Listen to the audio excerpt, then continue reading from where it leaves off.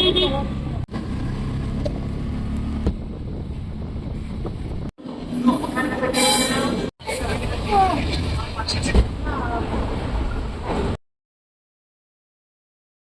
Guys, welcome back to my channel. Hope you all are doing well. మీరు కానీ నా ఛానల్ని ఫస్ట్ టైం విజిట్ చేసినట్లయితే నేను beauty, lifestyle, food, travel blogs అయితే పోస్ట్ చేస్తాను.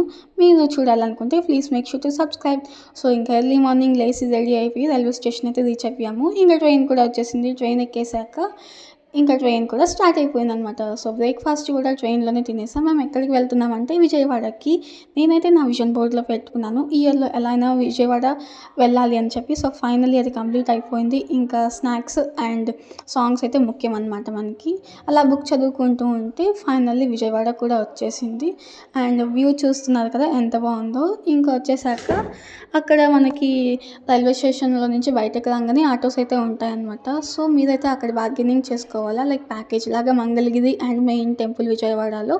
సో మేమైతే ఆటో ఎక్కేసి మంగళగిరికి అయితే స్టార్ట్ అయిపోయాం పుచ్చకాయ తింటూ. అండ్ ఇంకా ఇది వచ్చేసి ప్రకాశం బ్యారేజ్. వ్యూ అయితే చాలా బాగుంది.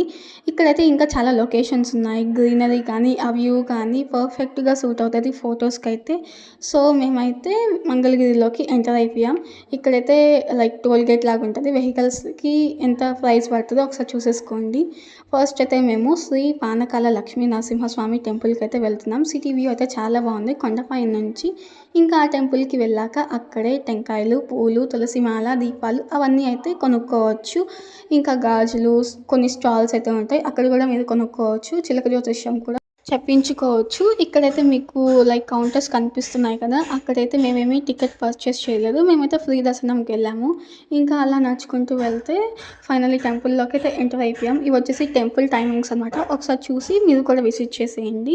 దర్శనం అయితే చాలా బాగా జరిగింది. ఇంకా పానకం అయితే గుడిలోనే కొనుక్కోవాలి. ఇలా బిందెలో ఇస్తారు. స్వామివారికి అభిషేకం చేశాక రిమైనింగ్ మనకి ఇస్తారు. సో మనమైతే ఇలా బాటిల్లో పోసుకొని తెచ్చేసుకోవచ్చు. వ్యూ అయితే చాలా బాగుంది కదా కొండపై నుంచి. అండ్ పైన అమ్మవారి టెంపుల్ కూడా ఉంటుంది. సో ఫైనల్లీ మా దర్శనం అయితే అయిపోయింది. నెక్స్ట్ వచ్చేసి కింద శ్రీ లక్ష్మీనరసింహస్వామి దిగువ దేవస్థానం ఉంటుంది. ఇంకా మేమైతే ఇక్కడ దీపం పెడుతున్నాము. సో గాలి ఉంది, లైట్గా అయితే వెలిగిందనమాట. వ్యూ అయితే చాలా బాగుంది టెంపుల్ది, అంటే గోపురం అనమాట. దర్శనం కూడా చాలా బాగా జరిగింది ఈ టెంపుల్లో కూడా. అండ్ అలా కొన్ని ఫొటోస్ తీసుకొని వీడియోస్ తీసుకొని అయితే మేము మళ్ళీ మెయిన్ టెంపుల్కి అయితే స్టార్ట్ అయిపోయాము. నెక్స్ట్ మేమైతే మన మెయిన్ టెంపుల్ శ్రీ దుర్గా మల్లేశ్వర స్వామి టెంపుల్కి అయితే వచ్చేసాము. మేము వెళ్ళింది మండే అనమాట. సో ఇంకా అక్కడ ఫుల్ రష్గా ఉన్నారు. మీరైతే మెయిన్లీ వీక్ డేసే వెళ్ళండి. సో అప్పుడు మీకు మేబీ తక్కువ టైం పడవచ్చు దర్శనంకి. మేమైతే కింద నుంచి ఫ్రీ బస్లో అయితే వెళ్ళాము. సో బస్సెస్ అయితే తిరుగుతూనే ఉంటాయి కిందకి పైకి. సో లేదా మీరు కార్లో ఏదైనా వెహికల్లో కూడా రావచ్చు. మాకైతే ఆల్మోస్ట్ 3 to 4 hours పట్టింది దర్శనంకి.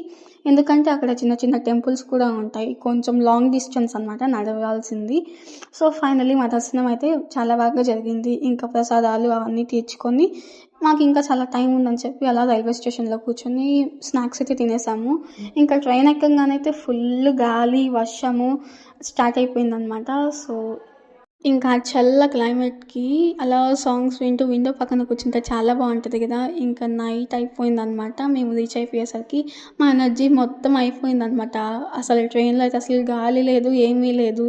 అండ్ ఇంకా ఫైనల్లీ మేమైతే గుడికి రీచ్ అయిపోయాం. మీరు ఇంకా ఎలాంటి వీడియోస్ చూడాలనుకుంటున్నారో నాకు కమెంట్ చేయండి. Please make sure to subscribe. Bye.